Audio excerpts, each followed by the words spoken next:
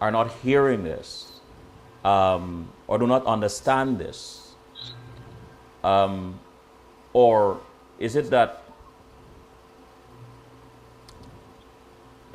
well, you know what? Let me not put words into your mouth. Why don't you tell me where this disconnect is? I think that again the disconnect is something deeper, and it's again leads to a cultural issue.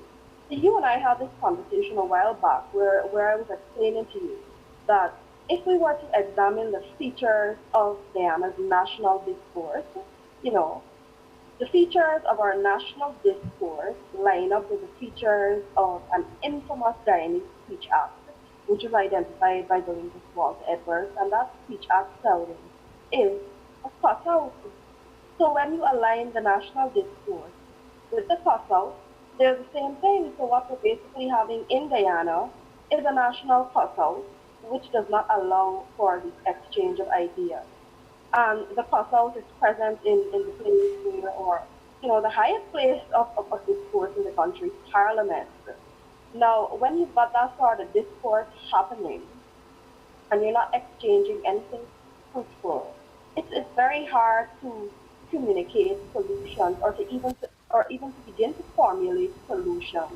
So what you've had happening for the longest while is that one side or the other, they have been very, very, very critical of each other. They've been cutting each other out more or less, and less emphasis has been placed on creating solutions.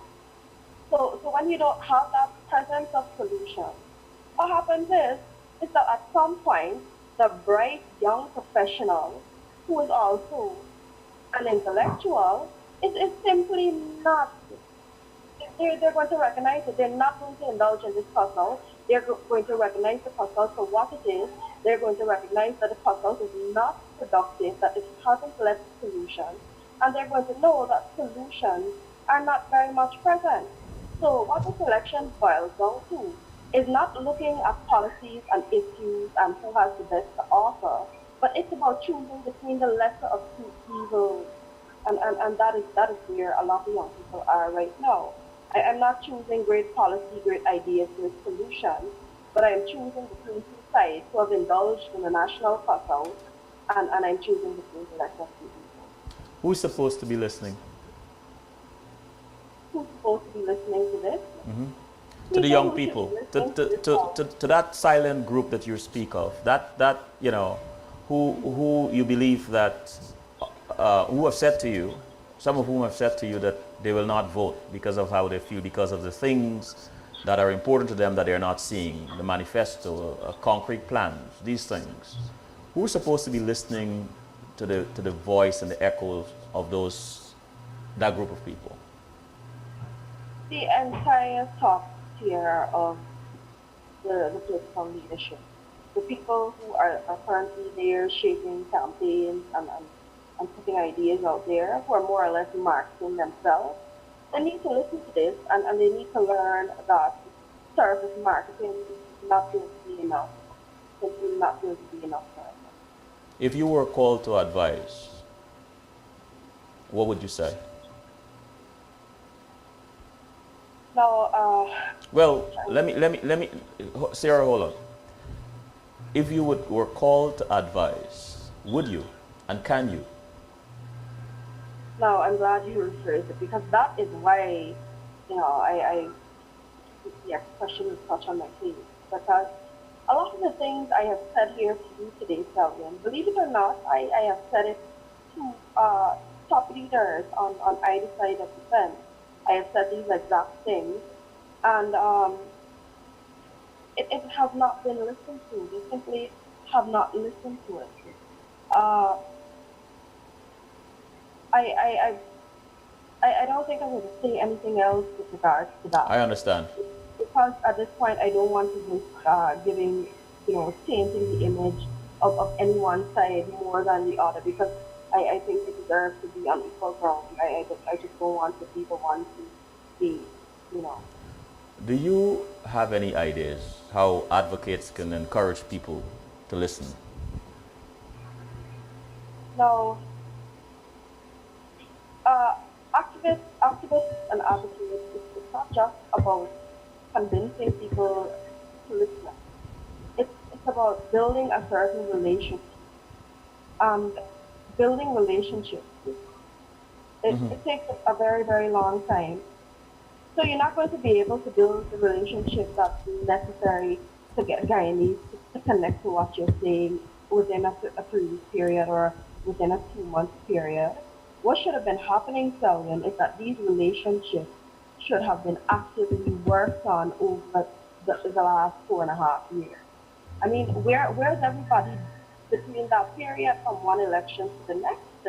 What happens is that there's this big marketing push at campaign time, and then after the elections have been won and the winners have wrapped it up, everybody, including whoever happens to be the opposition, seems to more or less disappear. Sarah, you know, on one hand, and I'm looking at public advocacy, on one hand, people love to see quick results. And and this may lead to a hasty public advocacy action. How costly is such an action? I'm sorry, I didn't get the last part about how. How costly is such an Oh, action, a hasty all public right. advocacy action? Oh, yeah. The thing about the tradition of advocacy in Guyana is this. When we recognize a problem, for example, there's, let me take an infamous one.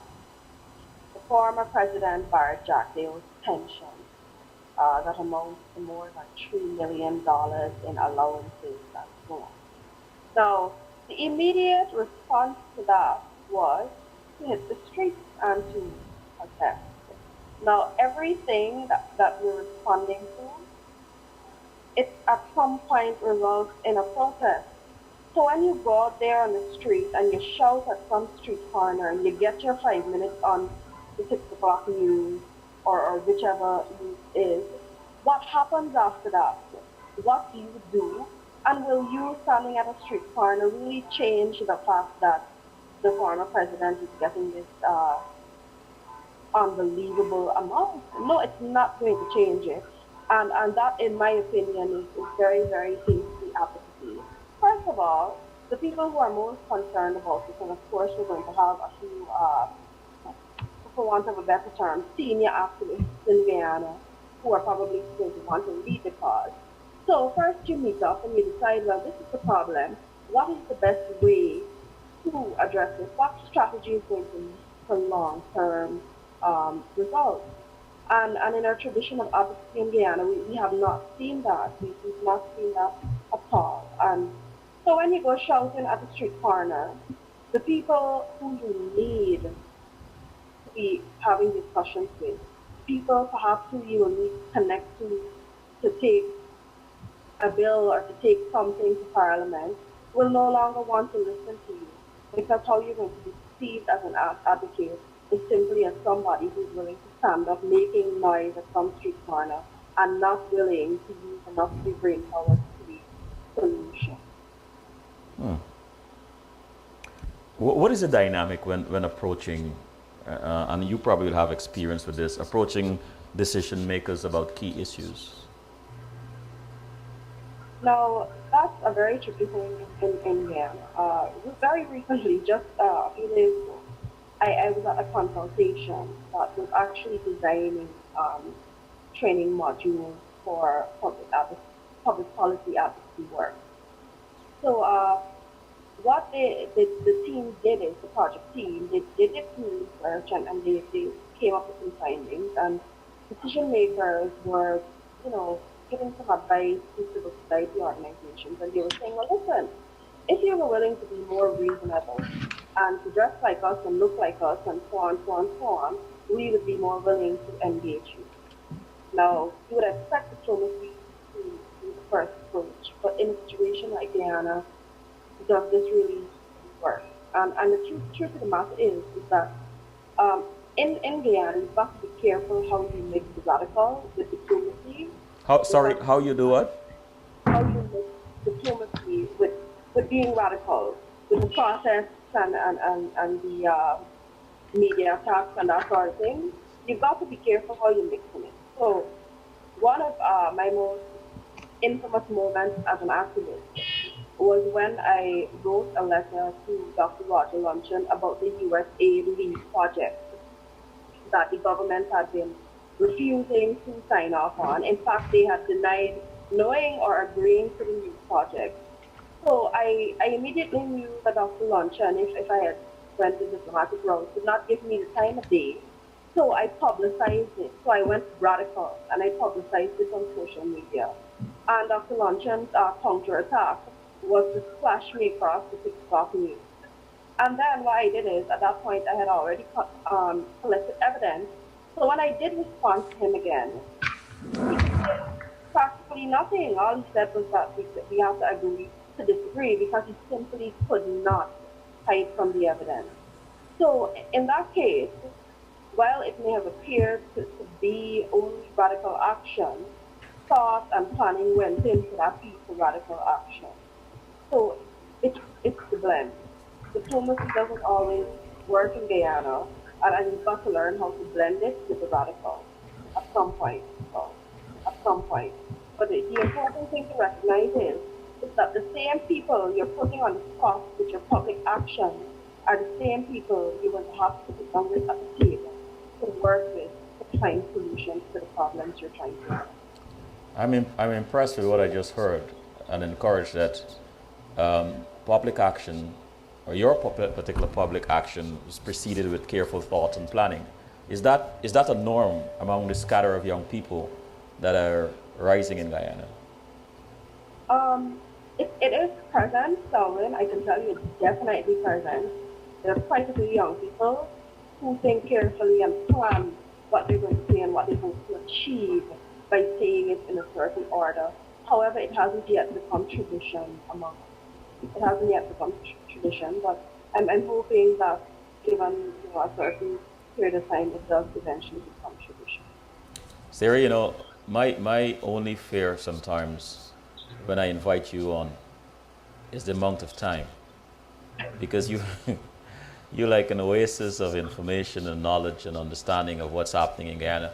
And I feel that I not only rob you, but I rob our listeners. But it was only half hour and time is up. But I'm going to arrange for you to come back on so we can dive some more into this advocacy thing. Oh, definitely. I mean, you've got great people coming up too, because I'm going to be tuning in listening to Mr. Best Music on this. All right. Well, thank you so much, Sarah. And you have to leave the meeting. I know that. Thanks. All right. It was a pleasure being with you, Selwyn, and bye-bye. Bye-bye.